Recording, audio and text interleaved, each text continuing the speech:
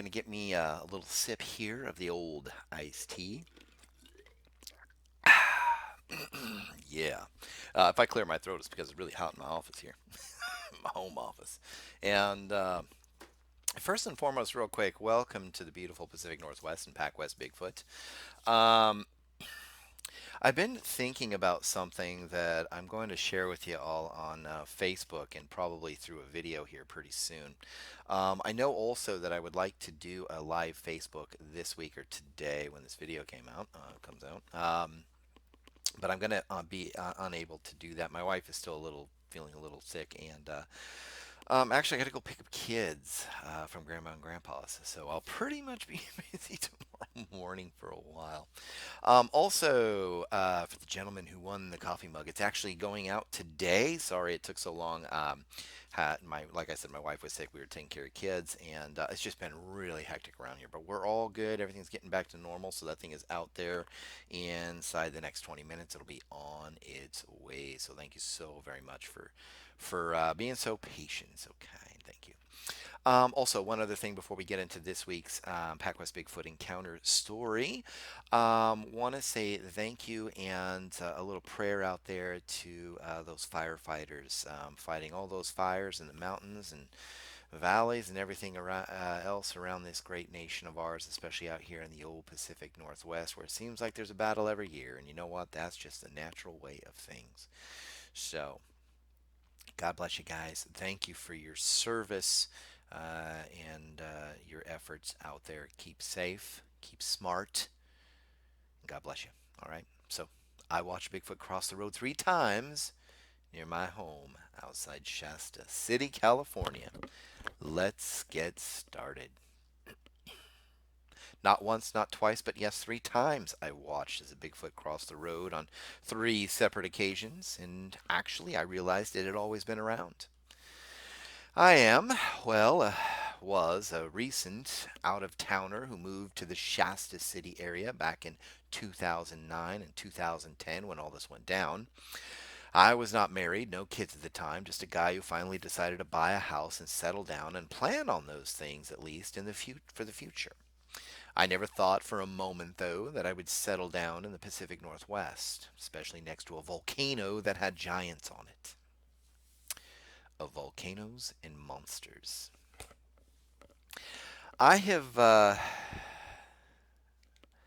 I've been here about 9 years now. Finally, I want to share a bit about what I saw on 3 different occasions. Bigfoot. And each time it was crossing the road I lived on or near. However, until I am not in the professional position I am in currently, I cannot give out my last name or share my image. I'm very sorry.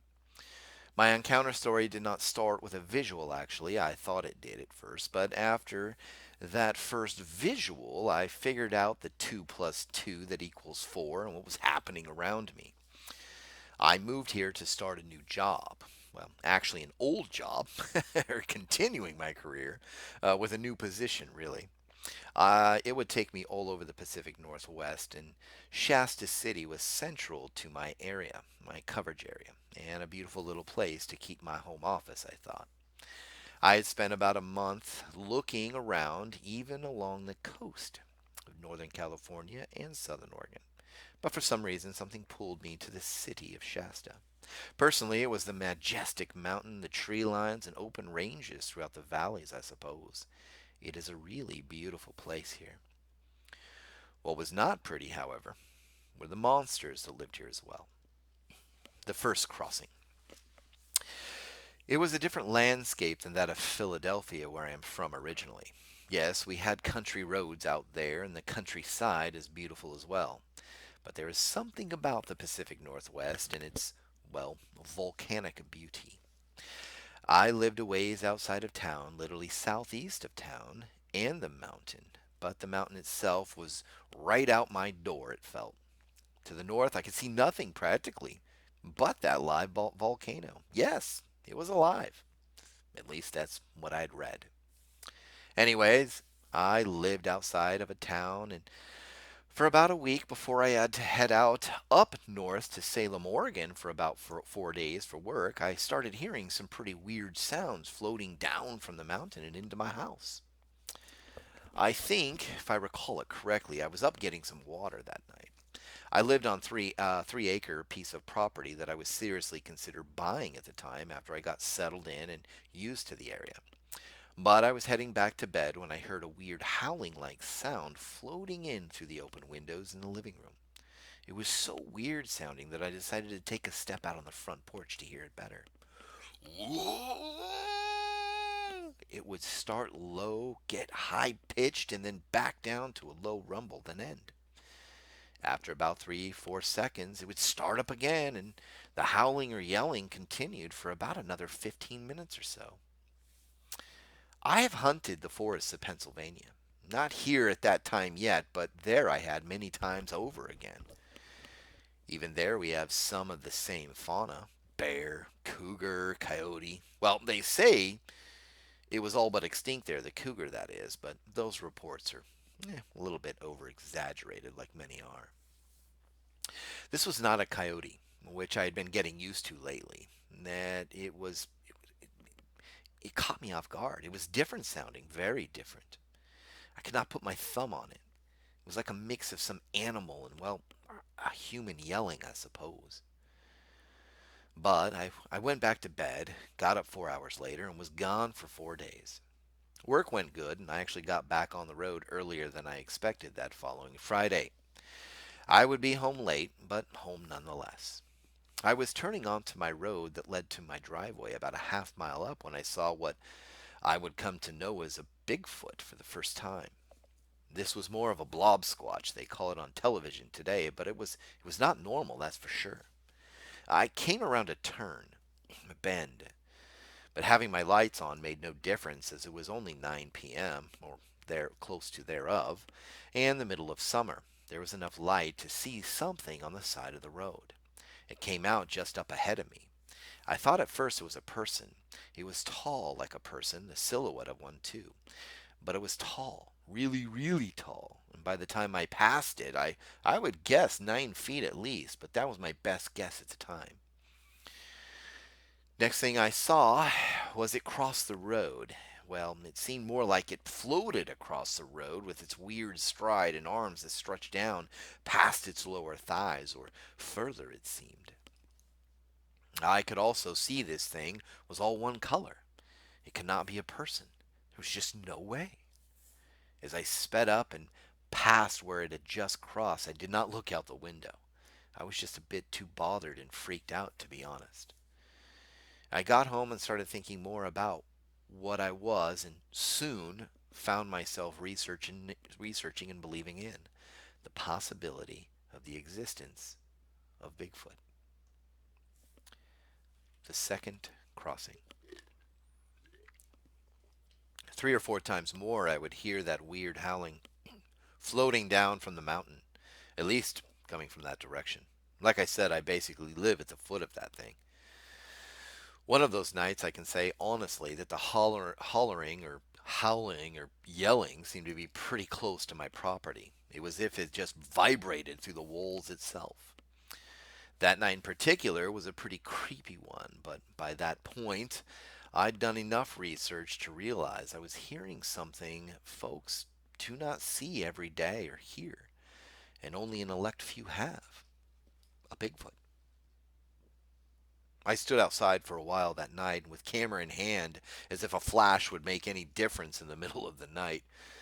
But at least I thought about it and tried. The second visual I would get would be on the same road. This time, however, it would be about 2 miles past the first one. It was about 5 months later, about the beginning of October, I would say. I was at my girlfriend's house. I had met Amy a couple months before, and she worked in town at a local coffee shop or local shop. And after a few coffee dates, it turned into dinner and movie dates, and soon we were dating exclusively. She lived not far from me, on a different road, but one that was past my place and shot off in a different direction. But it was about 3 miles from my house. We've been going for walks in the mornings on the weekends and in the evenings when I was not out of town working. I had yet to bring up the vocals at night I'd heard coming off the mountain, but as I would soon learn, she already knew of them. But by that point, I hadn't really heard much lately at that point. We were out for a walk one early evening. Well, night actually. It was getting darker earlier by that point, cooler. No snow yet, but it was at least in the low 50s that evening, and the sun was almost gone. Well, there was a little bit of snow on the tip of the mountain. I noticed up ahead someone standing off on the side of the road. It was a tad bit alarming, of course. We were usually the only two people walking out here this late in the evening. Amy noticed it as well and moved closer to me. I watched as her eyes started darting around nervously. It was seconds later when we were no more than a small town block away as we watched this, what we thought was a person at the time, stand up and walk across the road. It was not a person. Amy practically squealed and grabbed my arm really hard when it walked in that weird but familiar way I'd seen before. It was tall, real tall, once it came up over the embankment on the other side of the road. Personally, I believe it was the same Bigfoot I'd seen before. This time, however, I got even a better look. It was really hairy. Really hairy. And I mean, the hair was dangling off this thing about 3 or 4 inches long. It almost seemed like, well, thick, dreaded, or heavily matted locks here and there. Its eyes reflected a reddish light, or at least a glint of red, and it moved like a ghost, seamlessly across the road and disappeared into the woods. Amy was pretty scared, and we still had to walk past that section of road to get home. And I swear we were suddenly into fitness walking as we sped by with our eyes peeled. We finally reached Amy's place, and that is when we had a conversation that actually, I believe, literally brought us closer together and led to our marriage a couple years later. But into the night, we talked and talked. She too had mentioned she'd heard the howls and figured I might think she was nuts or something and never told me. She tried to talk to a couple friends about it and they gave her a funny look, so she thought telling me would make her sound or look crazy, so she kept it to herself. Besides, to be honest, I felt the same way deep down. But we both soon realized that we'd seen a Bigfoot and were experiencing some vocalizations to boot. Later that weekend, we called some professionals of whom I believe are still doing research in the area today. But I'm not completely sure about that. I have not talked to them in a very long time since. The third crossing. Seeing a Bigfoot cross a road is a 1 in a million chance, I'm sure. Maybe a billion. 2 times? That has to be something very rare and unique for sure. But what amazed me even more was the fact I'd see it one more time. One more road crossing that gave me the scare of my life. The vocalizations kicked up around the beginning of September the following year, 2010. Things were also ramping up with Amy and me. We were really finding our stride in life. She too heard some of the vocalizations, but not all. She lived a bit further from the mountain than me, but she heard a few of them. And yes, looking back, I remember that the sounds did ramp up a bit near the end of summer in 2009 and 2010. But I was gone for almost a whole week helping a local office get set up for the company I worked for up around Bend, Oregon. I was missing Amy and home a ton, I can tell you that. Finally, by Friday, I was heading home. The road I live on is a bit rough, well, was for a long time until recently. After all the miles I drove over the last year, I should have known better, but I was so busy I put it off. But I got a flat tire less than a mile or so from home. It was evening, dusk actually, when all of a sudden I had to pull over and change a tire. Yes, it was irritating at first, but after a few minutes or two, or after a minute or two, it turned rather frightening instead. I had jacked up the car, started on the lug nuts, when I heard that all too familiar howling start up suddenly. However, it was close this time, like within a few hundred yards, tops. I'd seen this thing twice, and now I was out of the car alone, and it was almost completely dark outside. I was getting nervous. It kept up the howling, and it kept getting closer. It was coming down off a small hill to my right and in my direction. I got the tire off, put on the other, when I heard the growling. Literal growling, like a large lion or maybe a giant gorilla, if they do growl at all. It was low, deep, and deep, I mean, and it carried or vibrated right through me. You could almost feel the low rumble. I kept turning around and around again and again, trying to flash a light in the direction I thought the sound was coming from. I could see nothing. The trees and high brush were just so thick you could not see that far in. I finished tightening the lug nuts as quickly as I could and was putting the tools back in the flat tire in the trunk when I heard movement just past the car about 15 or so yards. It was heavy crunching as if something or someone was walking up towards the road through the brush and trees. I got in the car and quickly started it, turned on the headlights. It was standing there, not 20 feet from the car, a massive monster with almost dreaded hair, with red glinting eyes and nearly 8, maybe 9 feet tall. This time I could see the ugly looking face clearly. And while the eyes before looked menacing with the red color from a distance, this time I could see these eyes were in fact large. The heavy brown line, of course, seemed to minimize this fact from a distance before I guessed. The face, it was weather worn, it seemed, full of wrinkles.